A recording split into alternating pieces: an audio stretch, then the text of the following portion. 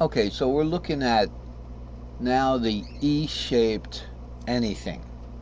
E-shaped C in the key of C it would be the E-shaped C, but it'd be 7 root. In the key of E it'd be root. E would be the root. We wouldn't be able to play this, so we'd have to play the long pattern.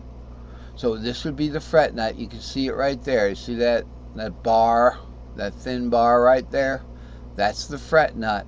Okay, that's not a flagpole for the S4L. If you look a little closer up here, what's up here is just a little, a little junction gap there, but this is the fret nut for the situation. That's why we're playing the long pattern. Because now this is the open strings. Keep in mind the open strings down here, they have notes there, right? Those are to the left of the fret nut, because those are the open string labels. So here's the open string labels here. It starts on root. We're not looking at this anymore in the long pattern. Okay, so in the long pattern up here, we're not looking at this. This is kind of misleading up there, but we don't, these notes shouldn't bother you, because there's a fret nut there. Once there's a fret nut there, so that's what's going on here. We play root 2, 3, 4, 5, 6, then 7. Then we go into our S4L here. Now this is not an S4L label. Okay, so again, we don't need this. That's labeled from string shape below it, because G is the shape below E in cage, and it ends string shapes too. So you see right here, here's your G 6, 7 root, and the E shape where it starts 7 root 2. That's why we got rid of that G label. It's kind of TMI. So we go into our S4L there, and the same thing works as the E shape of the key of C. Alright, so with my guitar, I have a C on the bottom. Here's the real deal C. So the same pattern I could play, but just starting on the root there. Because with the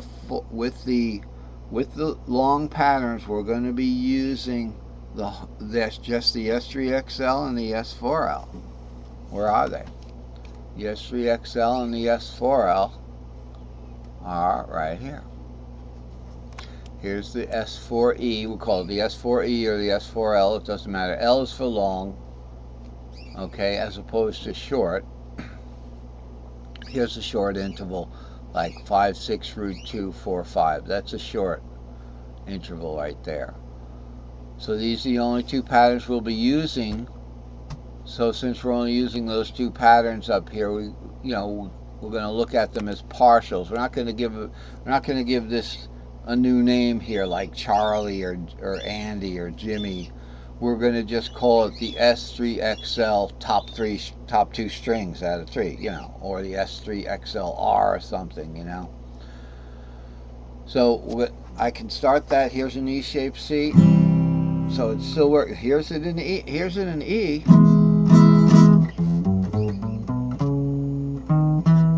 Here's it in C. And I can take it all the way up easier.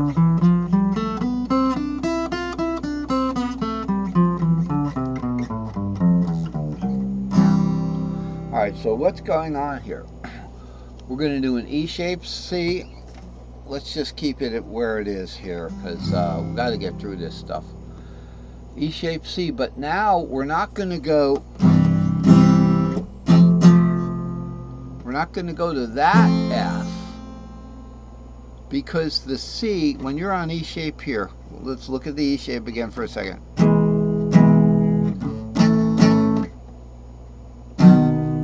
I have to expand the cage down. I have to expand the pentatonic E cage down to make it a tri-pentatonic cage, E, F, G. In this case, it's E, A, and then B.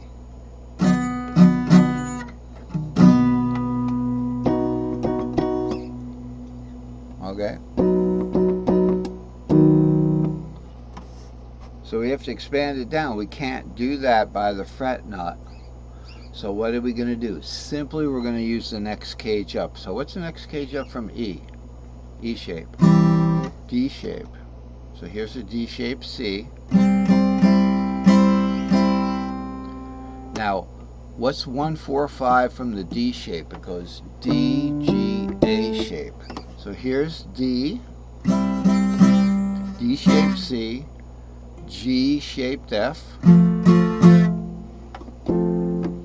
and then A shaped G. Okay, so we've got our 3 chord shapes.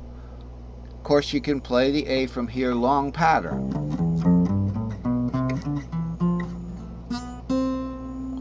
Alright, but the 4th that we're going to use, chord-wise, you can still use that F, but that A-shaped F, what's one up in cage from A? G. So it goes to a G-shaped F up here, big old chord. Alright? The point is we're going to only use a pentatonic on that G and on that A shape.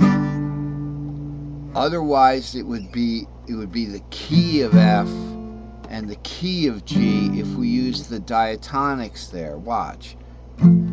So here's your G shape if we use the G shape diatonic.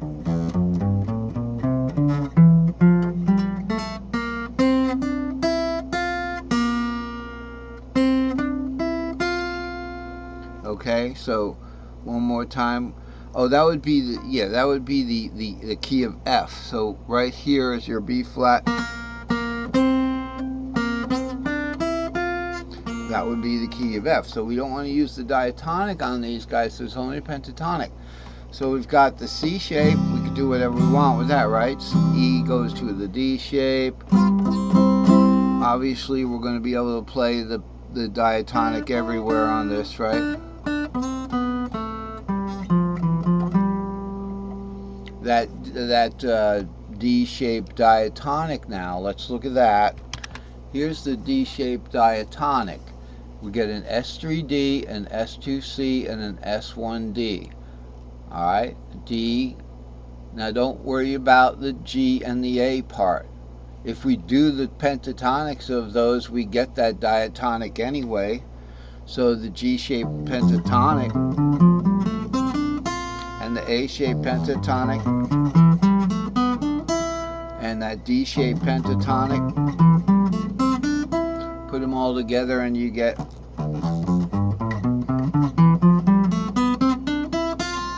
okay, so that's what it is. On top there, that S1D. Why? Because the 2, 3, 4, the E becomes the second of D when we're playing the D up, the real deal D, key caged D. The E becomes the second there, so it's 2, 3, 4, 5, 6, 7 root 2, 3, 4, 5, 6, 7 root 2, 3, 4. So that's our D shape short pattern, right? Now, I forgot why we even went there in the first place. We were talking about things in the key of A, right?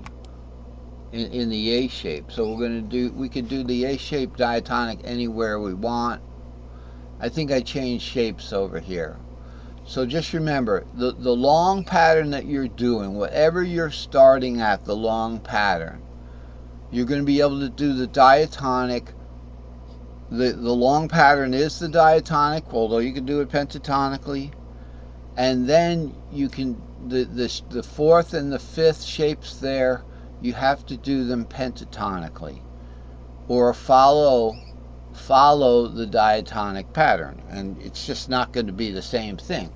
There's no way to play an F pentatonic and say I'm going to play a C diatonic. You're just not playing an F pentatonic anymore, you know. But you can